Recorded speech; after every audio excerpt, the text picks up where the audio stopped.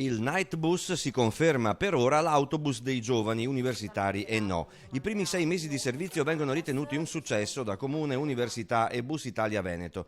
I numeri dicono che l'applicazione che serve a prenotarlo è stata scaricata 16.000 volte.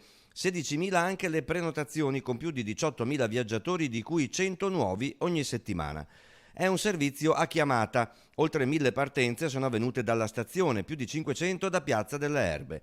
Le principali destinazioni sono state la discoteca di via Ciamician e quella di via dell'Industria, via Forcellini e via Belzoni, zone di residenze e collegi universitari. Buono il voto degli utenti al servizio, all'autista e alla puntualità. Il ritardo medio è di meno di 2 minuti rispetto all'orario della prenotazione. Soddisfatto il sindaco Giordani, il vice sindaco Lorenzoni e il rettore del Bo Rizzuto, che quello che era un esperimento sia diventato un successo. Trasporto sicuro per chi vive di notte e un nuovo collegamento per gli studenti che arrivano in tardo orario in stazione.